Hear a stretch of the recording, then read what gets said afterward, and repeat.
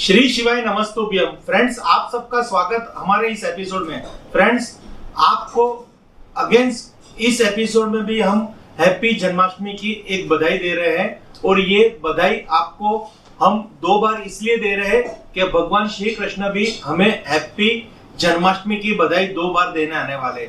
हम वो 2 दिन हैप्पी जन्माष्टमी का सेलिब्रेशन रखेंगे।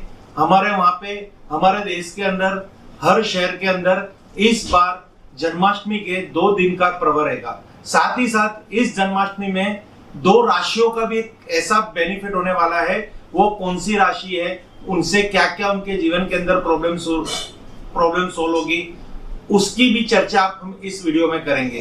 साथ साथ इस वीडियो के अंदर 2 योग ऐसे भी है इस जन्माष्टमी में। अगर इस जन्माष्टमी में हम जन्माष्टमी का व्रत रखेंगे तो कौन सा ग्रह जो हमारा कमजोर है वो बलवान बनेगा और वो ग्रह की सहायता से कौन सी ऐसी हमारे जीवन की एक ऐसी प्रॉब्लम्स है जो प्रॉब्लम्स का समाधान होगा और खुशियां हमारे घर में आएगी। क्योंकि बाल गोपाल कृष्ण भगवान इस बार हमें दोहरी खुशी का संकेत लेके आने वाले हैं और हमें बहुत ही उत्साह हो रहा है इस जन्माष्टमी पर्व की। हम बहुत राह देख रहे हैं कब ये पर्व है और हम 2 दिन इतनी मस्ती करें, इतना पूजा पाठ करें, इतनी कहते ना इतना कोई आनंद का कोई पार ही नहीं है।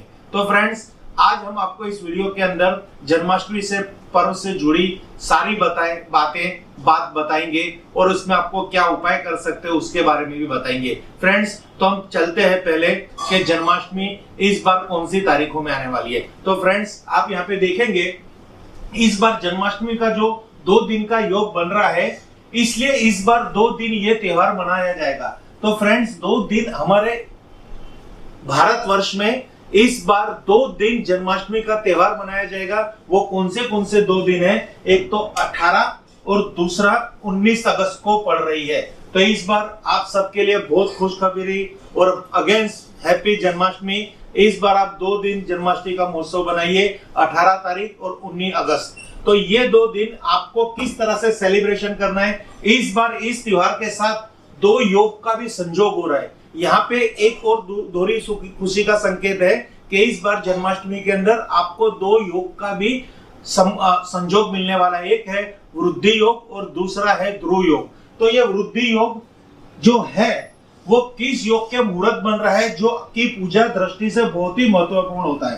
तो आप जो इस 2 योग के अंदर अगर आप जन्माष्टमी जी की पूजा करेंगे, श्री कृष्ण जी की पूजा करेंगे, तो आपको बहुत ही फायदा होगा। आप पे भगवान की पूजा का विशेष लाभ मिलेगा, आपको उनसे प्रसन्नता प्राप्त होगी। आपके जीवन के कोई भी क्षेत्र की कोई भी समस्या हो, चाहे वो धन से जुड़ी हो, चाहे वो मन से जुड़ी हो, चाहे आपके स्वास्थ्य के साथ जुड़ी हो, आपके संबंधों के साथ जुड़ी है, तो वहां पे हर कहीं आपके कष्ट दूर होने वाले। क्योंकि ये जो 2 योग है, एक वृद्धि योग है और एक ध्रुव योग है। इस दिन अगर इस योगों में अगर आप पूजा करेंगे तो इसका विशेष लाभ मिलेगा। अब ये 2 योग कौन सी तारीख को है और कौन सा समय उनका है, उनके बारे में आपको थोड़ा मैं बात बता दूं।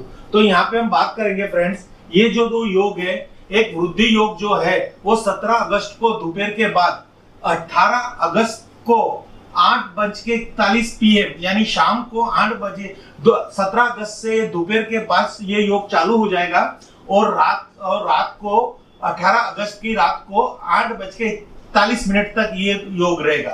तो ये बहुत ही शुभ समय है। इस सुबह में आप जितना भी हो सके कृष्ण भजन कीजिए, कृष्ण जी का सत्संग कीजिए, पाठ पूजा कीजिए। आप जितना हो सके इतना भक्तिमय कीजिए, भजन कीजिए, कीर्तन कीजिए। इस योग के अंदर आपके जीवन के अंदर वृद्धि योग में सब चीज की वृद्धि होगी। धन वृद्धि होगी, सुख वृद्धि होगी, शिक्षा वृद्धि होगी, समृद्धि की वृद्धि होगी। ये बहुत ही बड़ी चीज है कि आपको इस जीवन के अंदर बहुत बड़ा बेनिफिट होने वाला है इस साल की ये जन्माष्टमी के पर्व को सेलिब्रेट करने से। साथ ही साथ हम यहाँ पे आप बताएंगे कि अभिजीत मुहूर्त भी यहाँ पे आके आ रहा है। तो वो 18 अगस्त की दोपहर से 12:05 दोपहर रात तक, यानी 18 अगस्त की दोपहर से ये अभिजीत मुहूर्त है, जो रात को 12:05 से 19 अगस्त को बात करेंगे 12:56 AM यानी अर्ली मॉर्निंग।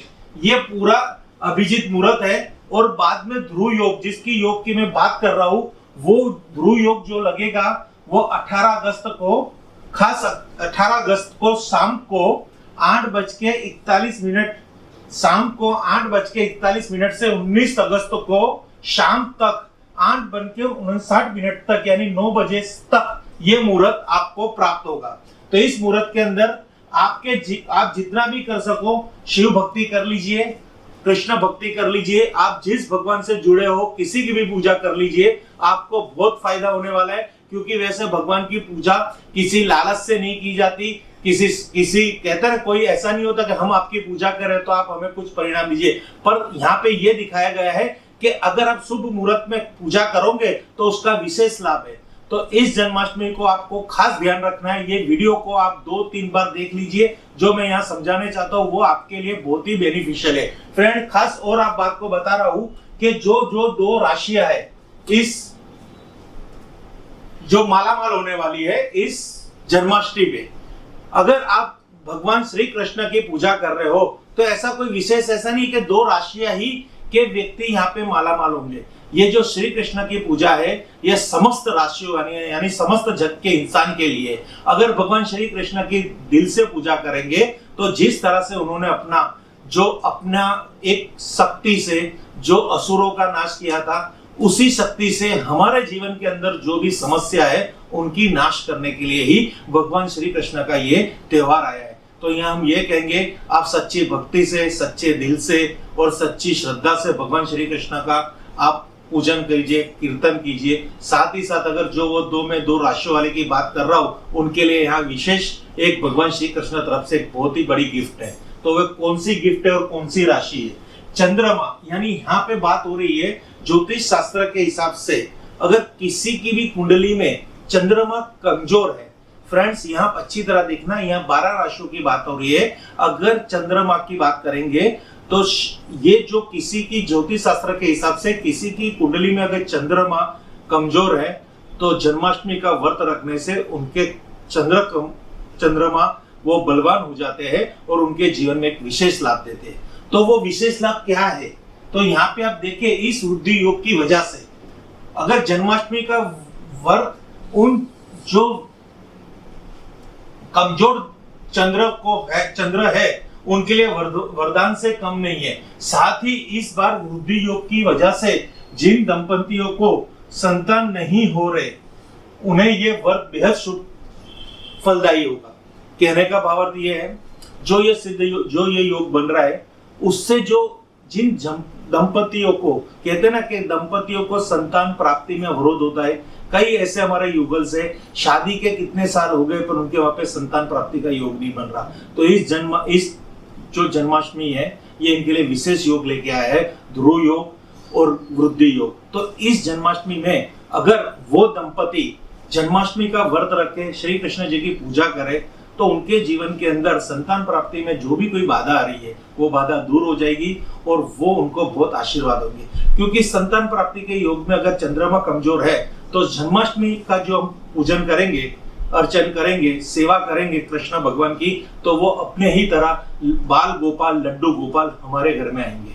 जो कृष्ण भगवान का जो रूप है उसी रूप से हमारे वहां पे संतान प्राप्ति के योग बनेंगे। तो इस जन्माष्टमी पे खास इन लोगों के लिए वरदान है जो संतान प्राप्ति के लिए प्रयास कर रहे हैं, जिनके मन में, जिनके दिमाग में और जिनके जीवन में संतान प्राप्ति की लालसा है, इच्छा है कि अब हमारे घर में कोई संतान जन्म ले, तो उनके लिए ये जन्माष्टमी बहुत ही शुभदायी, बहुत ही फलदायी और वरदानदायी साबित होगी। तो यहाँ पे चंद्रमा के जो भी कमजोर राशि वाले व्यक्ति है उनके लिए यहाँ एक विशेष लाभ है। मैंने कहा था 2 राशि नहीं 12 राशियों के लिए यहाँ पे फायदा है, पर साथ में साथ वो कौन सी 2 राशि है जिसपे इस व्रत रखने से कृष्ण भगवान की पूजा करने से एक विशेष लाभ होने वाला है। तो वो बात मैं आपको बता दूं, ये जो 2 राशियां है, कर्क राशि का स्वामी चंद्रमा है। देखिए यहाँ पे कर्क राशि का स्वामी चंद्रमा है। जन्माष्टमी का व्रत से चंद्रमा मजबूत होते हैं, यानी कर्क राशि जिनकी है उनका जो स्वामी है वो चंद्रमा है और चंद्रमा का मजबूत करने के लिए जन्माष्टमी का व्रत बहुत ही शुभदायी रहता है। तो यहाँ पे ये कहते हैं कि जिन जातकों का चंद्र कमजोर है उनको खास जन्माष्टमी का व्रत करना है और भगवान श्री कृष्ण की कृपा से आपका सब अटका हुआ काम पूरा हो जाएगा। आपका कोई भी काम अटका हुआ है वो पूरा हो जाएगा, सभी काम में सफलता मिलेगी और जीवन में हर फील्ड में काम कर रहे हैं लोगों को धन लाभ होगा। यानी आप कोई भी फील्ड में काम कर रहे हो तो उन लोगों को धन लाभ होगा और फील्ड में काम कर रहे लोगों को धन लाभ होगा। अगर आप पर कोई को कर्जा है तो वो बहुत जल्दी उसमें से मुक्ति भी हो जाएगी। यानी आप में, आपके जीवन में कोई भी कर्जा है तो तुरंत सॉल्व हो जाएगा, कर्जा मुक्ति का उपाय हो जाएगा, कर्जा यहाँ आपका उतर जाएगा और जीवन में आपकी कोई भी समस्या यहाँ पे रहेगी नहीं। तो कहने का भावार्थ है, अगर जीवन के अंदर कोई भी समस्या है तो जो चंद्र संबंधित समस्या है, कर्क राशि का स्वामी चंद्रमा है, अगर जन्माष्टमी के वर्ष से चंद्रमा मजबूत होते हैं भगवान श्री कृष्ण की कृपा से आपका सब अटका हुआ काम पूरा होगा, सभी काम में सफलता मिलेगी और हर फील्ड में काम कर रहे लोगों को धन लाभ होगा। यानी हर फील्ड की बात हो गई है कि उनके जीवन में यहाँ पे धन लाभ होगा और साथ ही साथ उनका कोई भी काम अटका है तो वो काम पूरा हो जाएगा।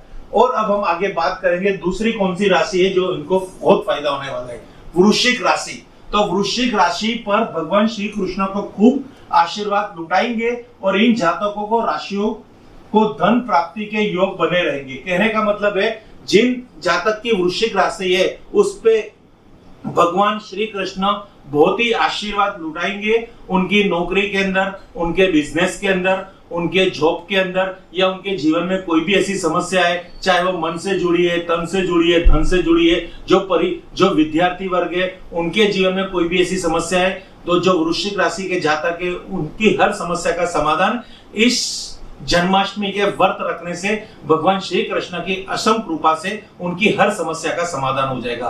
तो कहने का मतलब ये जन्माष्टमी विशेष योग लेके आ रही है, जीवन के अंदर विशेष फलदायी रहेगी। आप सच्चे दिल से, भक्ति से, श्रद्धा से भगवान श्री कृष्ण की पूजा कीजिए और जीवन के अंदर सुख शांति समृद्धि का आनंद लीजिए। खास विद्यार्थी वर्गों के लिए जो परीक्षा देने बैठने वाले उनको परीक्षा में अच्छे परिणाम मिलेंगे। ये भी परीक्षा वाले जातक को भी यहाँ पे बहुत ही बड़ा अच्छा फायदा मिलेगा, क्योंकि ये पर्व की अगर आप व्रत रखते हो, पूजन करते हो, कीर्तन करते हो तो आपको विशेष लाभ होगा। फ्रेंड्स, हर हर महादेव, हर हर महादेव, हर हर महादेव।